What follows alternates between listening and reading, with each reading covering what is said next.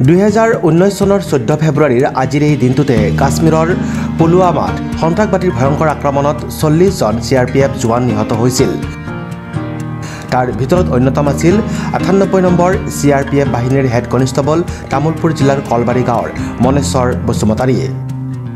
আজি পঞ্চম বাৰ্ষিক শ্বহীদ দিৱস উপলক্ষে শ্বহীদগৰাকীলৈ পৰিয়াল তথা আত্মীয় স্বজনে নিজ বৃহৎ শ্ৰদ্ধাঞ্জলি জ্ঞাপন কৰে।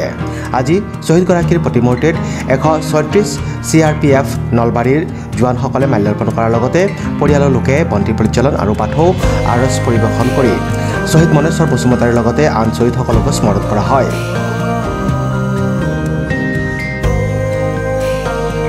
আনহাতে শ্বহীদ মনেশ্বৰ বসুমতাৰীকে ধৰি 40 গৰাকী জোৱানে দেশ ৰক্ষাৰ নামত নিয়োজিত হৈ প্ৰাণ আহুতি দিয়া দৰে ঘটনা যাতে আন কাৰো বাবে নঘটে তাৰে কামনা কৰিছে পৰিয়ালবৰ্গই। আনহাতে অসম চৰকাৰে শ্বহীদগৰাকীৰ নামত গুৰেশ্বৰ তামুলপুৰ পথছোৱা নামকৰণ কৰি পথছোৱা নিৰ্মাণ কৰিবলৈ দাবী জনাইছে পৰিয়ালৰ লোকে।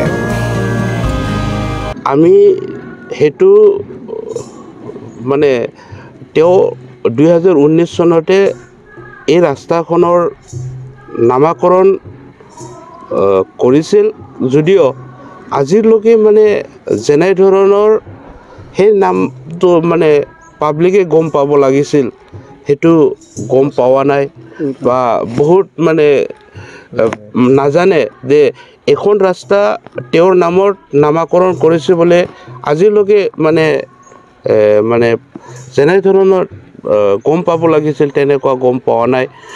কিছু মানে পলিটিকেল লিডাৰসকলে গম পায়, ছ'চিয়েল ৱৰ্কাৰসকলে গম পায়, কিন্তু সাধাৰণ ব্যক্তিসকলে যেনেকুৱা গম পাব লাগিছিল এই ৰাস্তাখনত যেনেকুৱা মানে নামটো গম পাব লাগিছিল চৰকাৰে যেনে ধৰণৰ কৈছিল তেনেকুৱা পাব্লিচিটি হোৱা নাই বুলি আমি ভাবোঁ।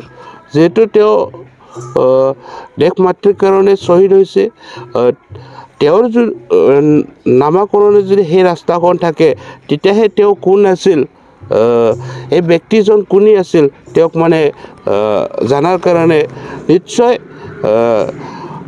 সাধাৰণ ব্যক্তিসকলেও তেতিয়া মানে তেওঁলোকৰ মনত প্ৰশ্ন আহিব যে মনেশ্বৰ বসুমতাৰীজন কোন আছিল আৰু তেওঁ কিয়ৰ কাৰণে এই ৰাস্তাখন নামাকৰণ কৰা হ'ল সেইটো নিশ্চয় মানে তেওঁৰ হিষ্ট্ৰীখন মানে জানিব বিচাৰিব।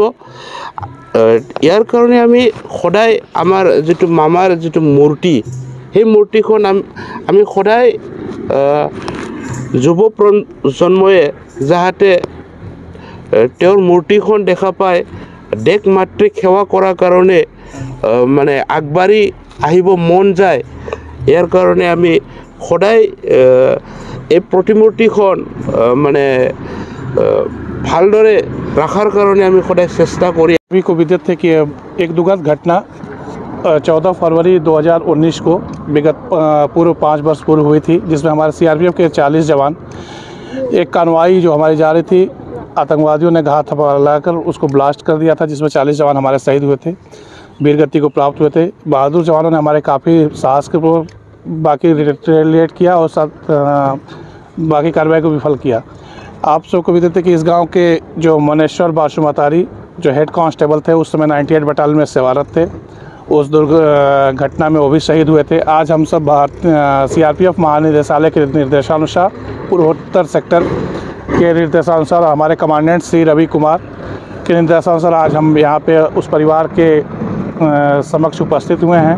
हम जो भी देश के अन्यत्र जहाँ पे भी हमारे शहीद कार्मिक या जो हैं उनके परिवारों के साथ हम लोग समय समय पर मिलते रहते हैं, लेकिन आज हमारा एक दिवस है कि हम इनको आए कुशल क्षेम पूछें, कोई समस्या हो तो उसका निदान करने की कोशिश करें। इसी उपलक्ष्य में हम लोग आज यहाँ उपस्थित हुए हैं। Desk report news express Assam.